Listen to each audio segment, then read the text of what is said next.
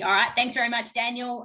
Thanks to the Pharmacy Guild and thanks to Mel for organising all this. And thanks to all of you for coming along. I know it's 8 o'clock after probably a busy day at the pharmacy. So congratulations for still being here, and hopefully Phil and I will make this topic very exciting for you. As Daniel mentioned, obviously a great introduction there, but my name's Natalie Sirianni. I'm a pharmacy business broker. So I work selling pharmacies throughout Australia. Phil's obviously the leasing expert for this presentation, so he'll be able to provide some really good tips and valuable ideas for your pharmacy. But what I'm going to focus on is the data around pharmacy rents and what we're seeing pharmacies throughout Australia pay for their rents, which is linked in with the Guild rental report, which is published by the Guild every year and is available for Guild members. So we're going to provide you with some of the latest data for that, and then also look at how that impacts on pharmacy valuation as well. So obviously, as Daniel mentioned, my background started in pharmacy valuation with Medici Capital, and now I work for Attain, which is our business brokerage arm. So in terms of the presentation that I'll prepare, that I'm showing you today, the data is all either Medici Capital data or Attain data, and Attain is, of course, our business brokerage arm.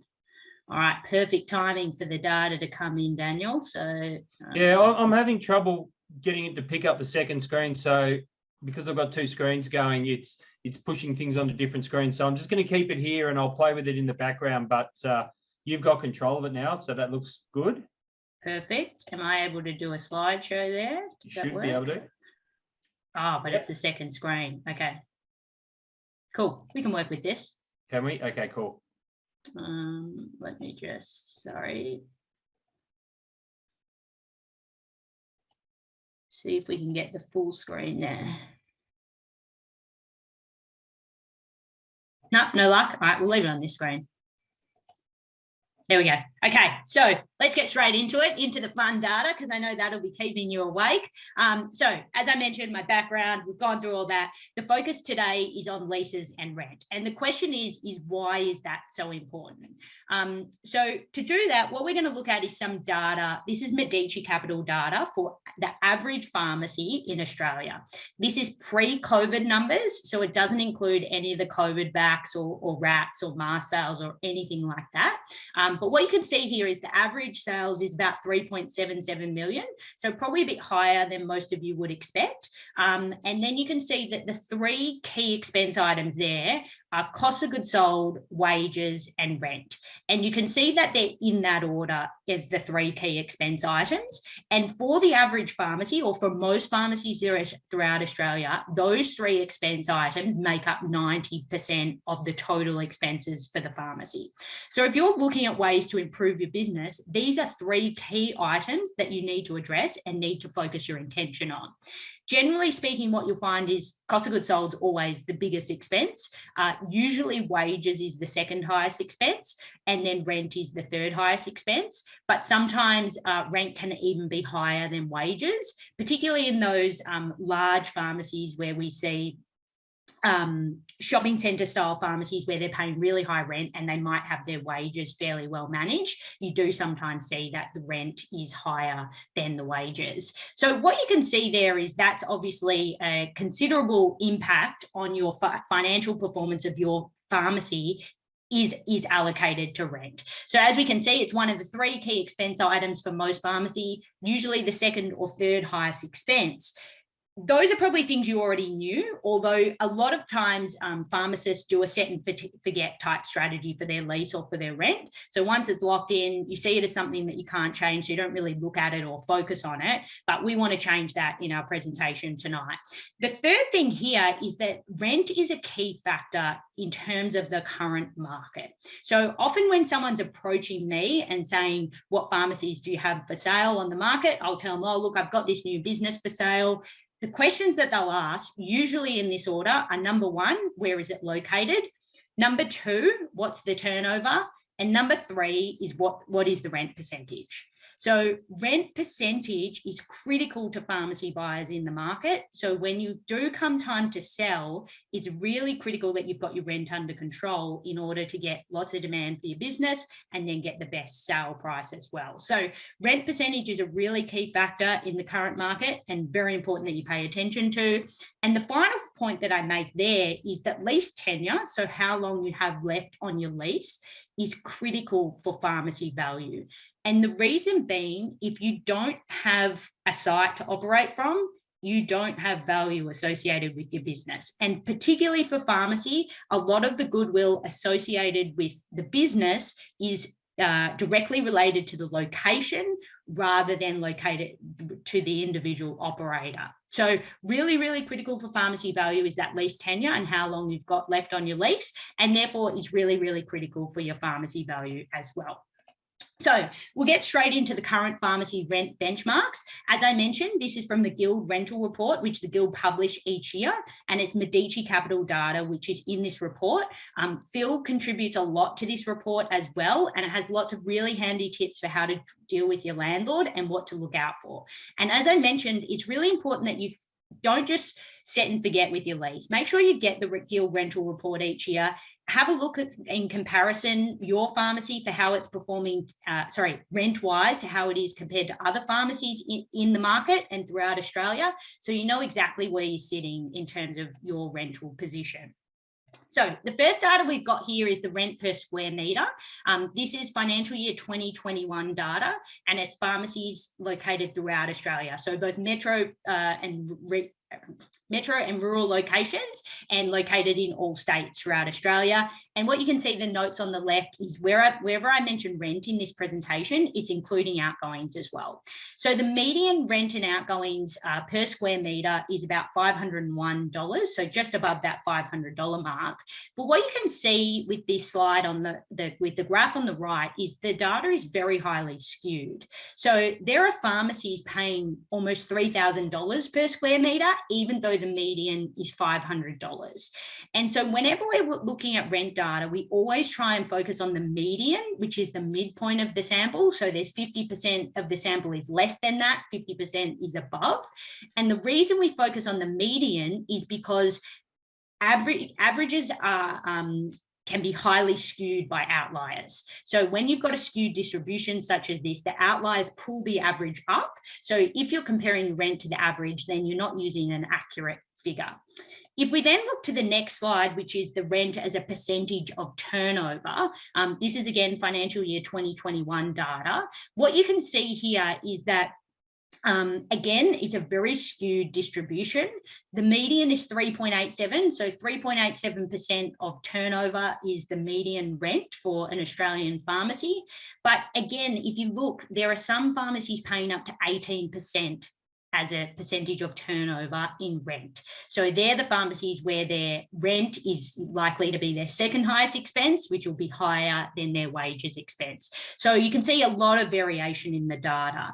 And a lot of that's coming to the type of locations where you're located, as well as the size of the shop. So you can see this slide here, which indicates the median rent and outgoings by shopping centre type. And you can see as the shopping centre gets larger, the median rent and outgoings also increases, and it's quite a nice curve. I quite like that one, how it looks, but it just shows you that obviously your shopping centre type is going to significantly impact your rent and outgoings. So as I mentioned, I really encourage all of you to look at the Guild Rental Report, which is free for Guild members. The new one's about to be released, and it will have up-to-date market data about what's being paid by rent. So what rent is being paid by pharmacies, so that you know exactly where you sit in terms of in comparison to other pharmacies out there. You can see by shopping centre type, by state, by location, by metro, rural, where you sit, and if your rent is in fact appropriate. Maybe it's that you need to look at a new location. So then we look at why is rent so important. So we're going to look at rent on the impact of pharmacy value. So just a quick refresher on pharmacy value. The calculation for how to calculate pharmacy value or price is quite a simplistic one, which is up there on the screen. Adjusted net profit divided by the capitalisation rate. And the adjusted net profit can also be called the FME, or the future maintainable earnings. The cap rate is based on a number of factors, but the average Australian cap rate at the moment is around 15 to 16%. So we'll use the 16% for our calculations. So we're going to do a bit of an example here. And what I've used for the example is the exact same as that Medici Capital data for the Australian average. So we've got sales of 3.77, rent of 190,000, and then net profit of 400,000. So using those figures to calculate the pharmacy price or value, we're going to use the adjusted net profit of 400,000 divided by the 16% cap rate. Our pharmacy value is about $2.5 million for this business. So nice, simple calculation, easy to do. Now, what happens if we get a rent saving of 10%? So our rent was 190,000. We get a 10% saving, which is 19,000. That means our profit goes up by 19,000, goes to 419,000, 16% capitalization rate. Our pharmacy value then goes up to 2.6 million. So by just a rent saving of 10%, so $19,000 saving on our rent, our value has increased by 118,000 for the total business, which is a 4.7% increase in total value. And if we look at this graphically, what you can see is that as our rent increases, our value goes down, and it's a linear equation there. So the lower the rent, the higher the value, the higher the rent, the lower the value. That makes sense. But interestingly, in this example, a $1 rent saving will lead to a $6.25 value increase. So for every rent dollar you're saving, your value goes up over $6. So that's why we say rent is a very important figure. Looking at in percentage terms, what you can see is that if we're doing a rent saving of 5%, our total value of the pharmacy will increase about 2.5%. And again, this is all just using that same pharmacy example for that average Australian pharmacy. If we got a rent saving of 30% or 31%, then our pharmacy value would increase by 15%. So your total business value is increasing by 15%. So obviously that's fantastic for you because your wealth is going up, your ability to borrow money is going up. And when it comes to time to sell, you're going to get a lot more for your business. And then, of course, you get the profit savings in your pocket as well. So huge impacts. Now, on the other side of this, if your rent was to increase by 30%, then that same principle applies, but your pharmacy value would decrease by 15%. So huge impact there in terms of how your pharmacy, the rent, any rent changes impacts on your total pharmacy value. So just one final thing I want to comment on in terms of rent that's really important. Often whenever we're speaking about leases or rent, we always focus on the dollar value, so the current dollar value you're paying for rent, as well as how long's left on the lease. Something that's really, really important that's often overlooked is the rental reviews. So annual rental reviews will be included in each lease, and they're often done as a percentage. So it might be 1 or 2 or 3% per annum. Could be CPI, which is a good way to do it. It could be market reviews, but that often happens at the end of the term or at the renewal of an option. But what this table shows is it shows the difference between annual rent reviews of 1% through to 5%. So if we start rent, a starting rent for this example is $100,000. If our annual rent review is 1%, by year 10, our rent has increased to $109,000. So not that much of an increase. Looking over to 3%, by year 10, our rent has gone up to $130,000. Okay. Then 5% annual rent reviews, our rent has gone up to $155,000. So what you can see when we look at it graphically is there is a huge difference. I know it seems like a small percentage, but when you annotate that over to 10 years, by year 10, the difference in what you're paying for 1%, which is this darker blue line here, versus 5% annual reviews, which is this lighter rent here, lighter blue line there, is just huge. So really, really critical that you focus on your rent, you pay attention to your lease, even the small percentages you pay attention to, because ultimately they're going to have a really, really big impact on your pharmacy value and the ultimate price you'll get when you sell. Now, I've covered the data. I'm now going to hand over to Phil that's going to cover all the important stuff about the leases, and he's definitely our expert on leases tonight. If there's any questions about the data, definitely reach out to me. And thanks again for having me again along for this presentation. Over to you, Phil.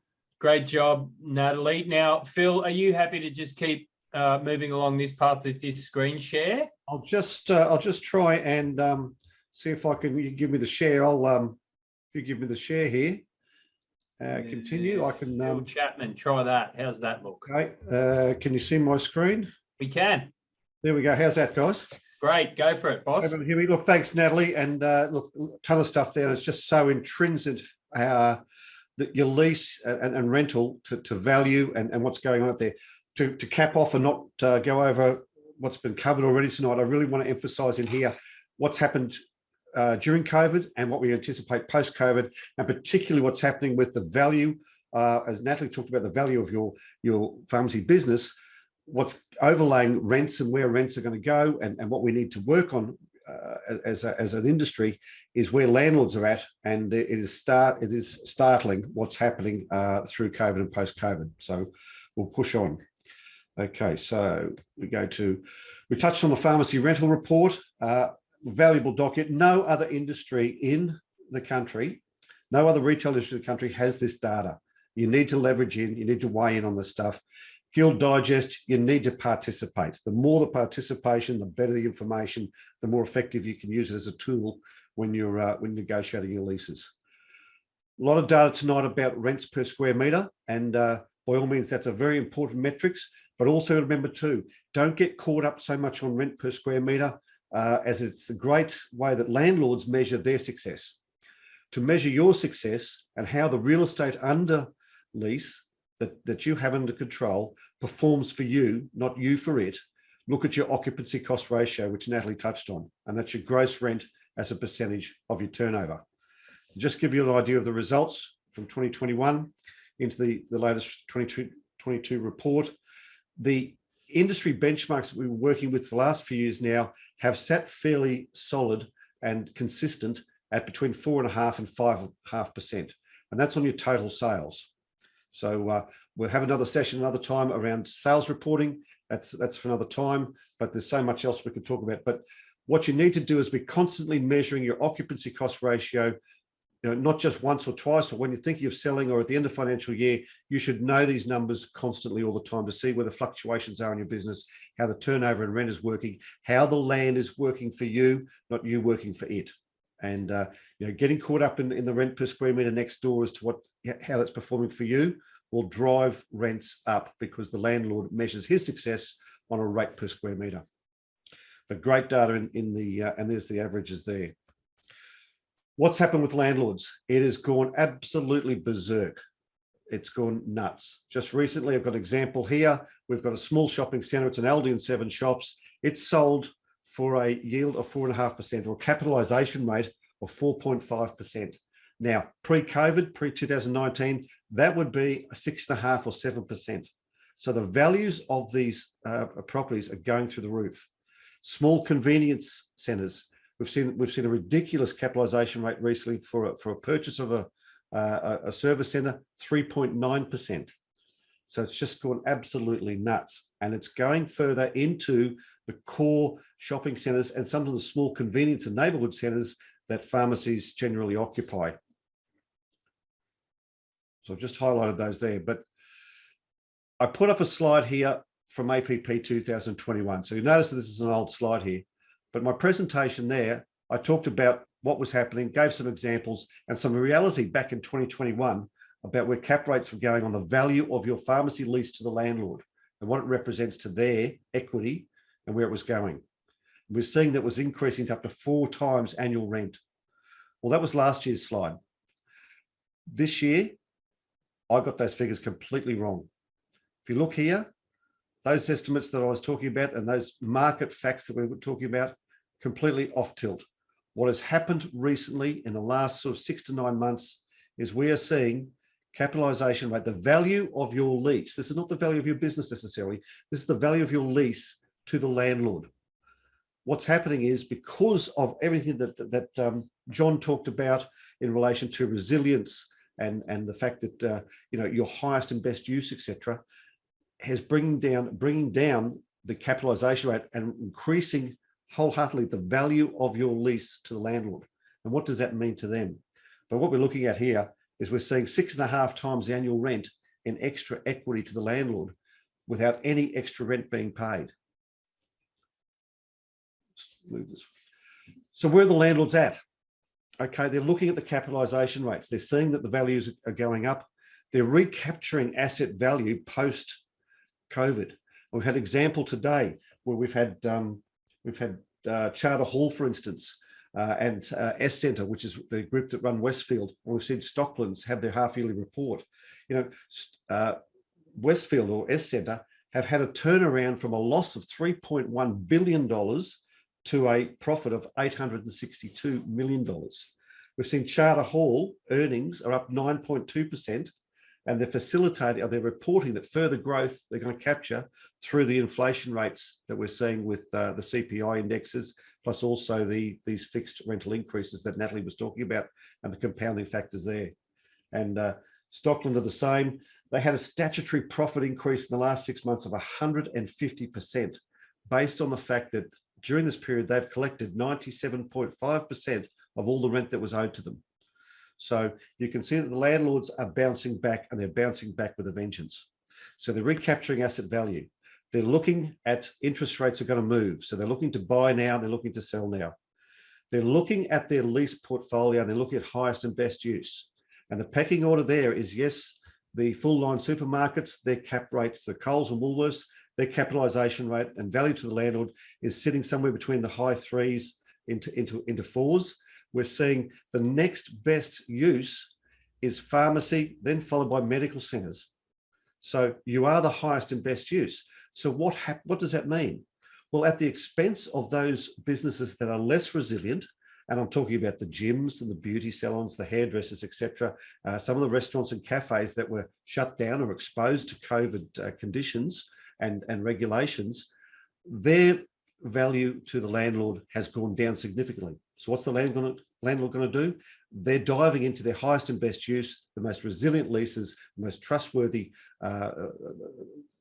documents and contracts they have is the lease with the pharmacy or the supermarket.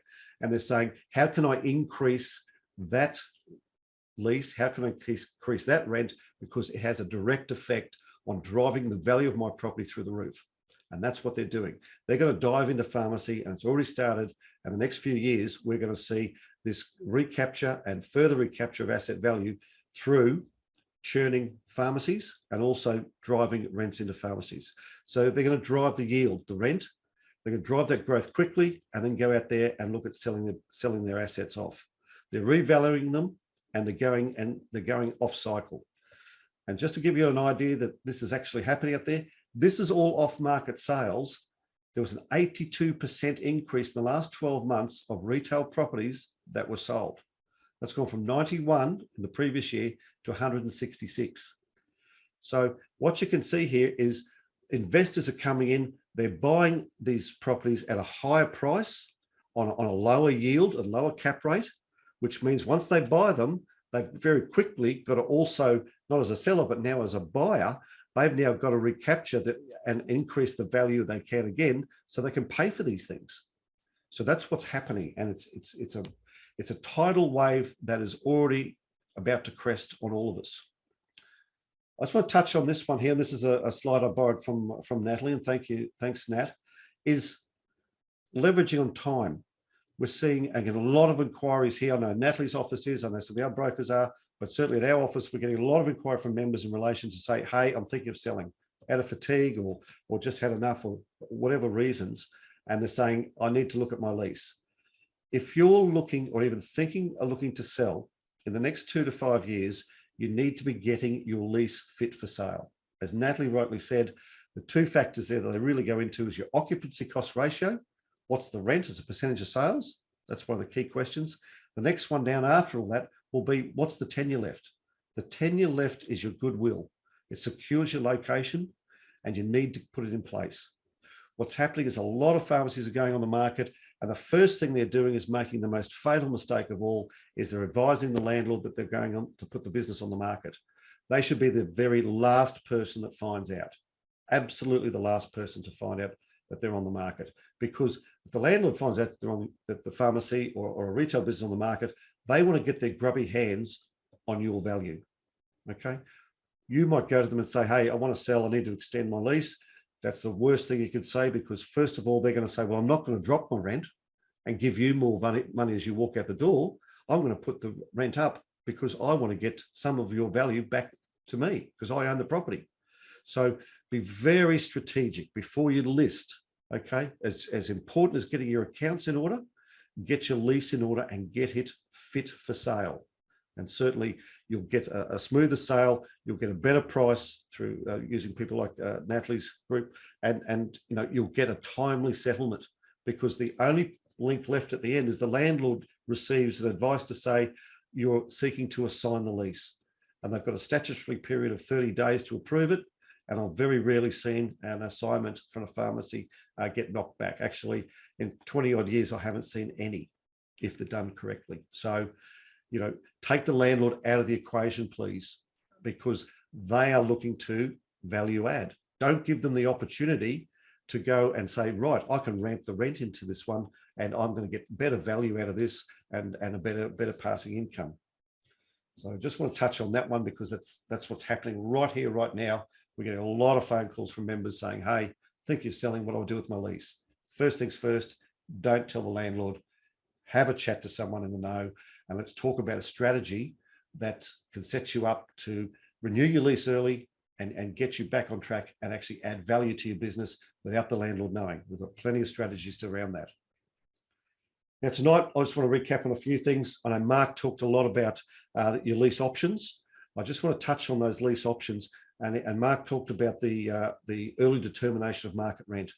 All but WA and ACT legislations have been changed. The last legislation that was changed was Victoria in October 2020, whereby we introduced clauses and rights to lessees in relation to the early determination of market rent. The issue here is you've got to manage your time and critical path. Those notices there are pre your lease option notice period.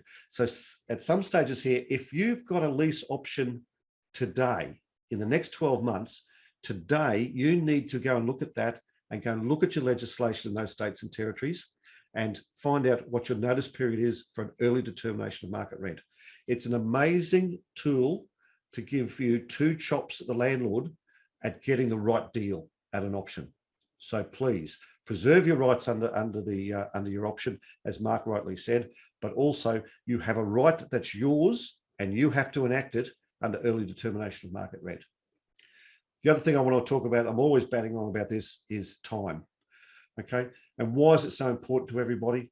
Look, these are facts. We can't step away from it. 600 to 700 pharmacies will have a lease event in the next 12 months. And what's that based on? The average of leases are 7 years. 15% of the market every year is facing a major lease event. It's either the lease is expiring or there's a lease option. Both are critical events. And you look at that over the next 2 years, and we're talking about with a lease expiry or major event, you should be planning at least 18 months in advance. In the next 2 years, we've got almost 30% of the sector are going to be exposed to market forces and these landlords who are seeking to drive their values through the roof, through the market forces that have come post-COVID. So I'll leave it there. We're running over time. We could go on for ages here. I just remind everybody, this is just a quick snapshot of what you're going to get from us at APP on the Saturday afternoon session. Don't miss it. We're going to give you lots of formulas. We're going to give you a lot of deep, dark secrets out there. And we've got a lot of free tools and resources we've developed with the Guild to get you to manage your time, and we'll automate that and do it for you, no obligation free. So I'll leave it there for questions if we've got time at all, Daniel. Again, thanks, Nat. Thanks, Mark. Thanks, John. Thanks, Mel. And appreciate everyone's time tonight. And it's always hard to be the last man standing again. Great job, Phil. I love the use of grubby hands. I love how you built that into the presentation. But also good on you for calling yourself out on getting some predictions wrong, because you don't see a lot of experts do that. But for me, what it really did highlight is that nobody really knows what the market's going to do. And it really does underscore the important point that you made earlier on in your presentation about knowing those key figures day in, day out. So a quick question for you, Phil, and then I've got a quick one for Nat as well. Phil, a similar question for you that I asked Mark, and that is that you deal with a lot of businesses, you would see a lot of mistakes in leases, a lot of missteps. What's the most common one you see people make? You're looking on the screen. Get your head out of the sand, leverage time. With time, we can achieve so many things in getting you a better lease deal. But when you ring us up and say, listen, my lease is due in 6 months, or landlord hasn't contacted me, I'm waiting for them, the clock's ticking, it's all over. Just remember, we actually lease time over space. That's what we do. Okay, the first thing on the front schedule of a lease is the first things there after landlord, lessee, is the commencement and expiry. It is the most critical thing we can leverage. We can't invent it, but we can manage it, and we can use it to our advantage if you give us enough time to do it. So head out of the sand, please. Great answer. Now, Natalie, you're just taking yourself off mute, so I don't have to remind you. Now, Natalie, you said that one of the first 3 questions a potential buyer will ask you is, what is the rent percentage? And I would imagine that if they're asking that, they've got a little bit of an upper limit or an acceptable number in their head that they think is okay, but they probably don't have as deep an understanding of the entire environment as you do. And so clearly, it's definitely it depends answer on what that number should be and what is acceptable and suitable as a rent percentage figure.